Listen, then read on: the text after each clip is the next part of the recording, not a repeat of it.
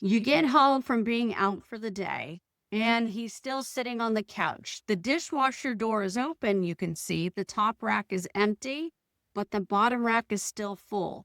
The recycling is still sitting by the door, and the blinds are still closed, and it's the middle of the afternoon.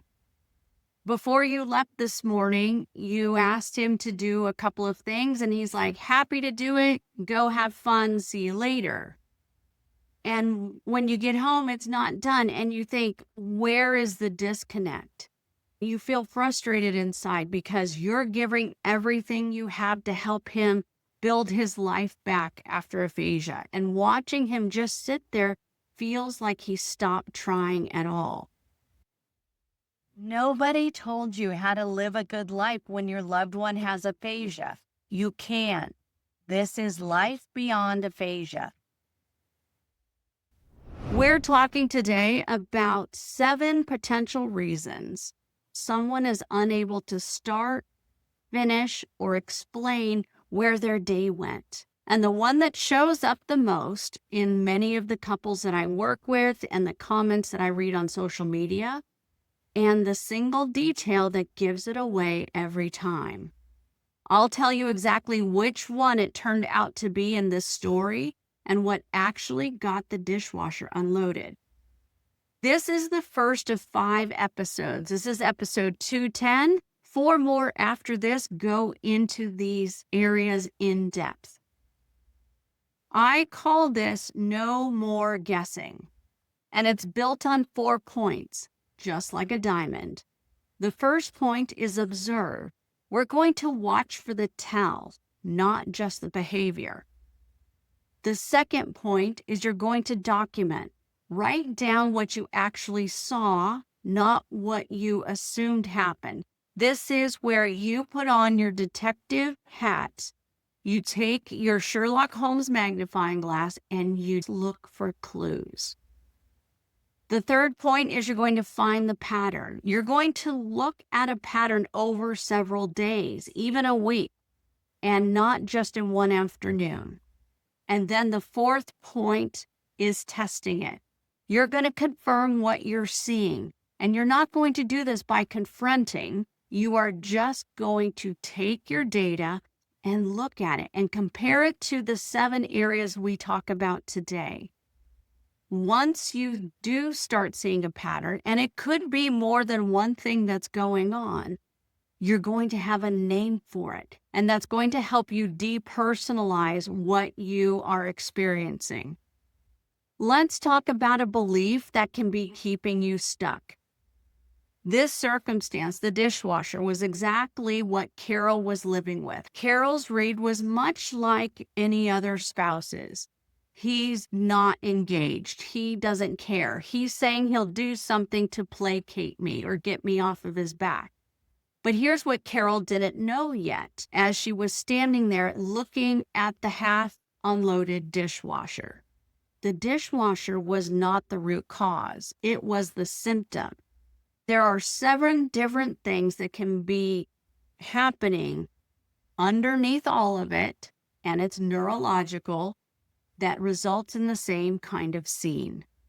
It can show up regardless of location because the wiring in the brain is complex. And if aphasia is part of your house too, these 7 areas can add complexity that just is super frustrating. The most important takeaway is that guessing what is wrong can really cost you in your relationship, your ability to connect and to communicate. So every day a wife misreads what is happening with her husband is one more day of resentment, of carrying all of this alone. And it's about building a case against him that's really not his fault. So let's dig into the brain. Here's what's happening. And before we get into our 7 areas, I encourage you to grab a pen and a tablet and take some notes. Because there's going to be words in here that you've never heard before, concepts that are unfamiliar, and it's going to take a little bit of time to unpack them. You're going to hear me use a couple of words, as I describe each one of these 7 areas. The first is tell, and the second is question. A tell in poker is the small involuntary thing someone does that gives away what's really going on, even when they're not saying it. That's what we're watching for here too. It's not what he says, it's the small, consistent signs that tell you which of these 7 areas you are actually looking at. And the question is what you ask. You ask it of yourself, maybe you ask it of him, and then from there, you're going to test what that sign actually holds up. That's the tool that keeps this from turning into mud. This is a list that you're going to be able to share with your doctor and any professionals that you're working with in rehab. And just as a reminder, we're going to go into each of these much more deeply in upcoming episodes. So let's talk about the first area that may be keeping your person on the couch. Apathy. Apathy is defined as diminished motivation with a flat, unbothered quality. In David's example, he is not sad about the dishwasher. He's not anything about the dishwasher. The tell that this is apathy is there's no distress about the gap between what he said he would do and what actually got done. It doesn't have to show up everywhere for this to be called apathy, because someone can be completely unbothered about one thing and still show real feeling, real investment, real sadness that something didn't get done in another area of their life. It is not all or nothing. And Carol, when she looked at the situation, ruled out apathy as David's issue because he wasn't flat about any of it. He just couldn't seem to get started. Our second area is abulia. Abulia is the starter switch between the intention and the action. And that spark is just not there. They can't get the fire started. Think of it like needing to spark kindling to get your campfire going. A person can plan out loud, agree to something fully, mean it, and it still doesn't happen. The tell for Aboulia, he does find once someone else starts pushing that first domino. Think about showing, not saying something, doing something together. Aboulia can be selective also. It doesn't have to be all or nothing. And Aboulia tends to kick in on tasks that are less often done or things that are not motivating or very exciting. And this is what started resonating for Carol when she saw David not finishing the dishwasher. We don't have the exact cause yet, so hold that thought. Let's move on to executive dysfunction. Executive dysfunction is a wider net than Aboulia.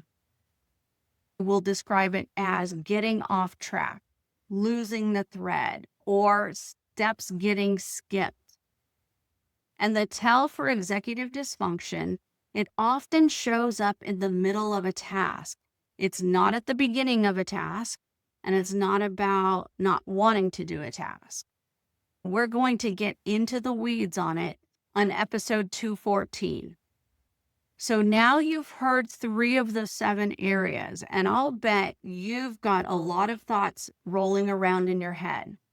And if one of these are happening in your house, I want you to share it in the comment. Tell us what you're seeing and what you think is happening. You may not have the answer, but by the end of these 5 episodes, you will have a much clearer picture. Let's move on to the 4th area, which is learned non-use. This is an interesting circumstance because it has to do with someone having a bad experience. Maybe it's talking on the telephone, that it was painful, it was awful, it was upsetting, And so now they avoid talking on the telephone or even wanting to say hi, something as simple as that. So they just block it out.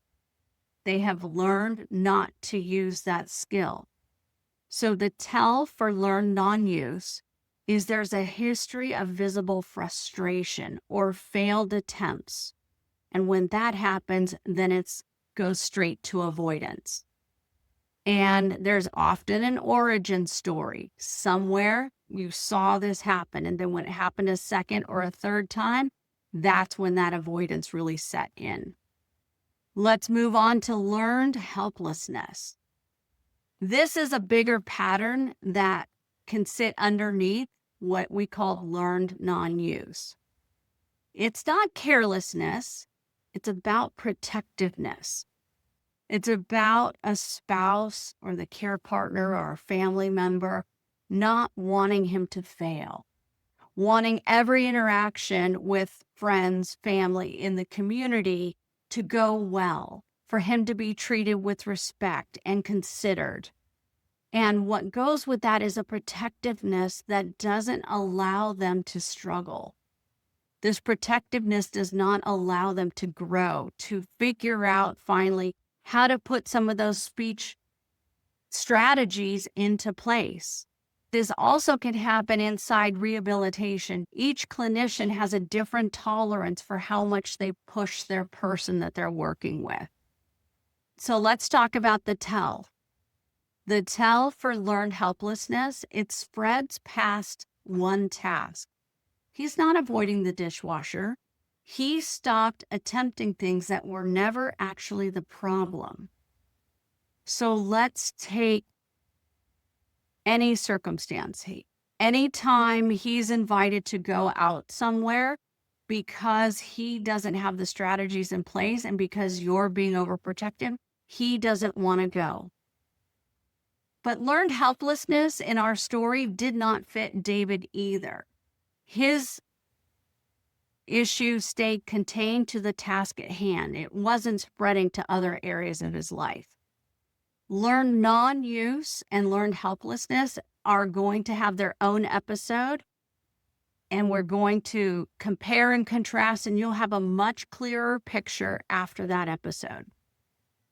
Let's move on to post-stroke fatigue. This is a real, measurable neural inefficiency. His brain is spending more fuel now to get the same output as he did before the stroke. This comes up with noise, activity, errands that need to be run, demands that are put on him physically, language-wise, cognitive aspects. So what's the tell that what's going on could be post-stroke fatigue? The tell is the time of day or looking at the cumulative load throughout the day. They might have more energy first thing in the morning after breakfast. So by 9 a.m., they're raring to go.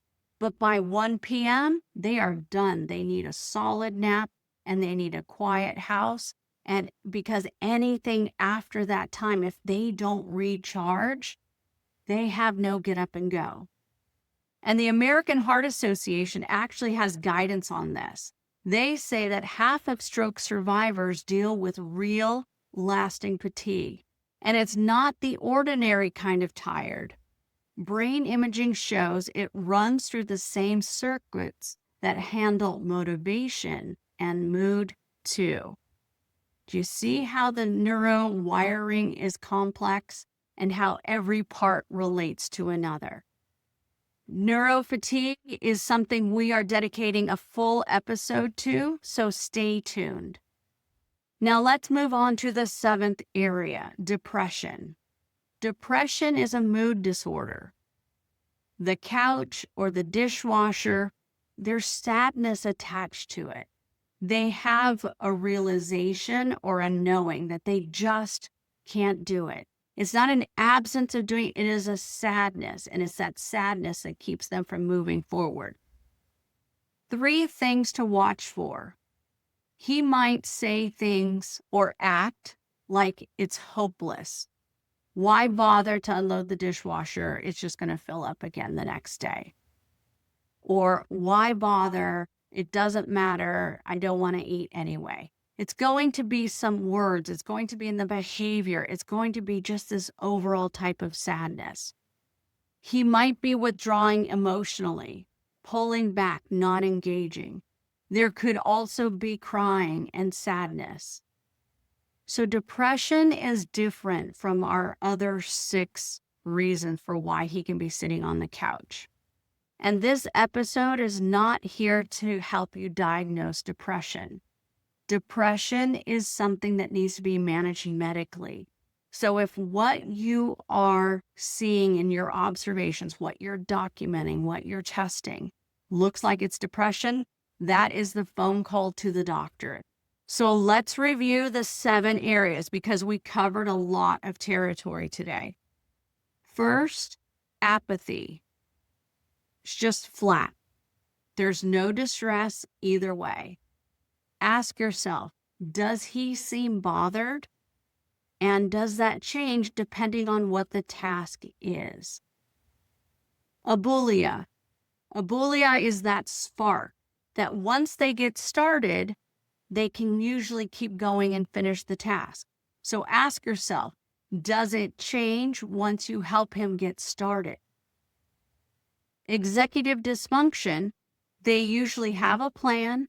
It starts fine, but it stalls mid-task, or they get off track and they don't get back to it.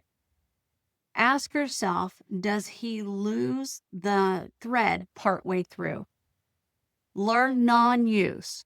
This traces back to an early failure. Ask yourself, did you see him struggle with communicating on the phone more than once? Learned helplessness. Learned helplessness spreads past one task. To know if it's learned helplessness, ask yourself, has he backed off other things too, not just this circumstance? Post-stroke fatigue is their ability to communicate, to follow through, to do things different after it's been a busy day. Does their gas tank get empty and not get recharged?